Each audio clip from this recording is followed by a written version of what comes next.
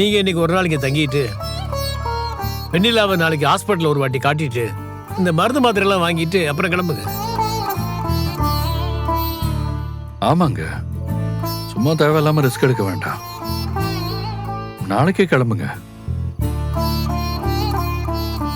ஏங்க, நான் தான் சொல்றேன்ல அந்த பிள்ளைய கஷ்டப்படுத்த வேண்டான்னு.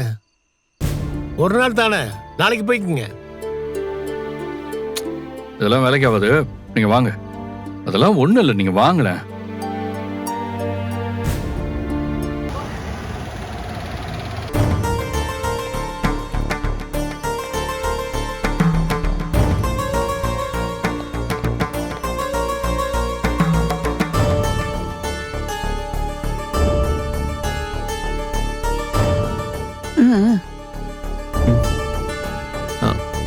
நான் பாத்துக்கிறேன்.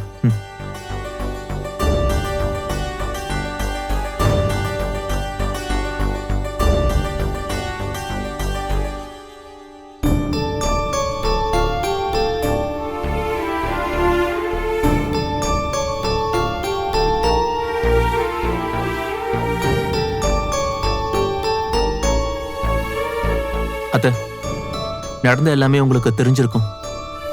விஜய் மேல உங்களுக்கு நிறைய கோபம் இருக்குன்னு எனக்கு தெரியும். இருந்தாலும் இப்போ நடந்த பிரச்சனையில விஜய் பாதிக்கப்பட்டதுக்கு நம்மளும் ஒரு காரணம் தான். பசுபதிக்கும் அவருக்கும் என்னத்த சம்பந்தம்? நம்மளால தானே. நீங்க இருங்க தம்பி, நான் இவகிட்ட கொஞ்சம் பேசணும். அத்தை, நான் தான் நடந்தது எல்லாத்தையும் சொல்றேன்ல, அவகிட்ட என்னத்த கேட்க போறீங்க? மாமா, ஒரு நிமிஷம். நீ கேளுமா, உனக்கு என்ன கேட்கணுமோ நீ கேளு. கேளுமா. எல்லாத்துக்கும் துணிஞ்சிட்ட போல. கோர்ட்டு, போலீஸ் ஸ்டேஷன், ஆஸ்பத்திரின்னு எல்லா இடத்துக்கும் போக துணிஞ்சிட்ட. ஒரு பொம்பளை பிள்ளையா எந்த இடத்துக்கெல்லாம் போக கூடாதோ எல்லா இடத்துக்கும் போயிட்ட. நீ அப்படி நினைச்சிட்டா அதுக்கு நான் ஒண்ணுமே பண்ண முடியாது. இப்போ உனக்கு என்ன தெரியணும் அத முதல்ல கேளு, நான் டைரக்டா சொல்றேன். இன்னைக்கு காலையில விடிஞ்சும் விடியாமையும் இருக்கிறப்ப வீட்டை விட்டு கிளம்பி போய் தான் இவ்ளோ வேலையும் பண்ணிருக்க. எதுக்கு? அந்த பையனை வெளியே கொண்டு வரதுக்கு தானே.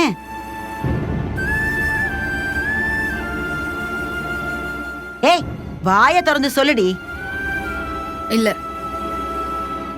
எக்ஸிபிஷன் நடந்துச்சுல, அப்போ போலீஸ் விஜய புடிச்சிட்டு போனாங்கல்ல, அன்னைக்குமே நான் ஸ்டேஷனுக்கு தான் போனேன். விஜய வெளியே கொண்டு வர என்னால முடிஞ்சதை நான் பண்ணேன். அன்னைக்கு நைட்டு நான் வீட்டுக்கு வரலங்கிறப்பவே நான் ஸ்டேஷனுக்கு தான் போயிருப்பேன்னு உனக்கும் நல்லாவே தெரியும். தெரிஞ்சும் நீ வெளிப்படையா கேட்காம ஜாடையா திட்டினல்ல, அதுவும் எனக்கு தெரியும்.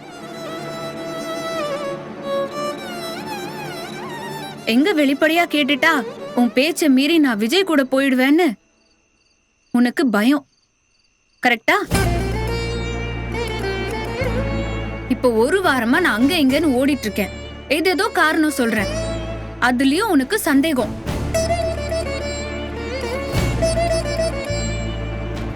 மா, நான் உனக்கு சத்தியம் பண்ணி கொடுத்திருக்கேன். உன்னோட விருப்பம் இல்லாம உன்னோட விருப்பம், புரியுதுல? நான் பெரிய முடிவு எடுக்க மாட்டேன்.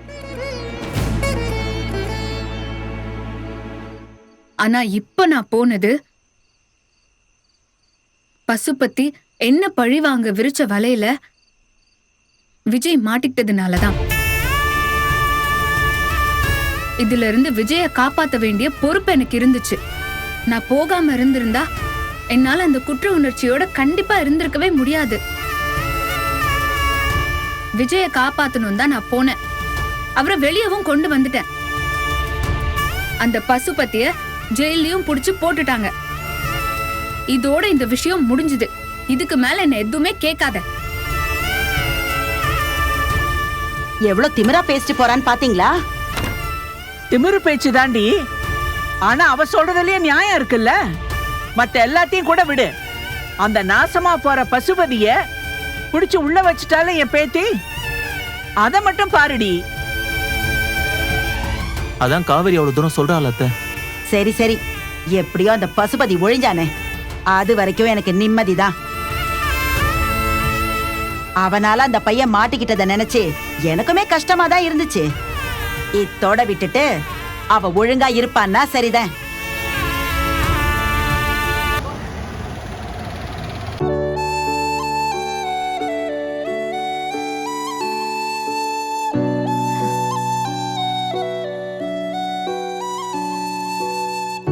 என்ன கங்கா, ஏன் பாத்துக்கிட்டே இருக்க?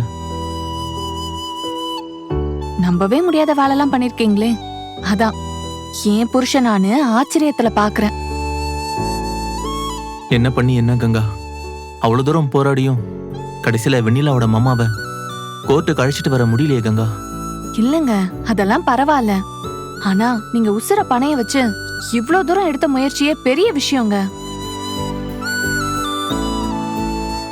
முன்ன பின்ன தெரியாத ஊர்ல ரவுடிங்ல சமாளிச்சு அங்க இருந்து சென்னைக்கு காரை புடிச்சு இங்க வந்து வெண்ணிலா மாமா இருக்கிற வீட்டுக்குள்ள அத்தனை பாதுகாப்பையும் தாண்டி அவரை வெளியில கூட்டிட்டு வந்திருக்கீங்க. என்ன பொறுத்த வரைக்கும் இது ரொம்ப பெரிய விஷயங்க. என்னங்க? இல்ல, என்னால இந்த மாதிரி எல்லாம் துணிச்சலா பண்ண முடியாதுங்கிற நினைப்பு உனக்கு இருந்துகிட்டே இருக்குல்ல? உனக்கு மட்டும் இல்ல, நம்ம வீட்டுல இப்படி ஒரு நினைப்பு எல்லாருக்கும் இருக்குன்றது தெரியும். எனக்குமே என்னால ஏன் எதையுமே சரியாவே செய்ய முடியல, அது மட்டும் இல்ல ஏன் நான் மட்டும் எல்லார்கிட்டயும் உதவி வாங்குற இடத்துல இருக்கேன்னு தோணும். இதெல்லாமே சேர்ந்துதான் கங்கா இப்படி ஒரு வெறிய கொடுத்துச்சு நான் நினைக்கிறேன். என்னாலயும் தைரியமா இப்படி எல்லாம் பண்ண முடியுதேன்னு ரொம்ப தைரியமா இருந்தேன், அவசரப்பட்டு சந்தோஷமாவும் இருந்தேன். ஆனா கடைசியில குமரண்ணா இப்படிதாங்கிறது எல்லாரோட நினைப்பு நெசங்கிற மாதிரியே திரும்பவும் ஆயிடுச்சு.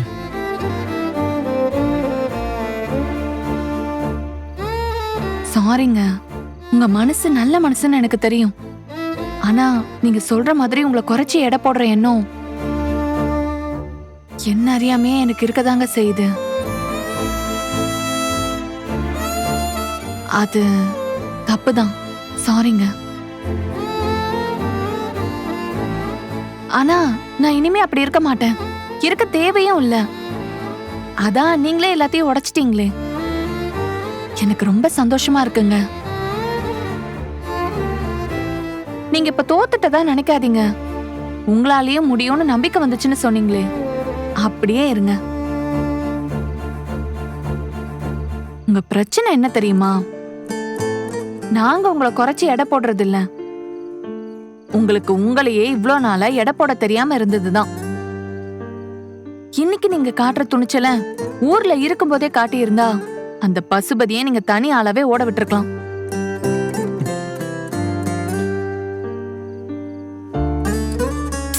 ஏங்க இவ்ளோ தூரம் சொல்றேன்,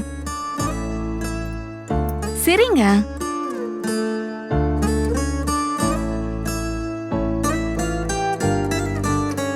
சொல்லிட்டே இருக்கேன், சரிங்கங்கிற. சரிங்க. ஏய், அட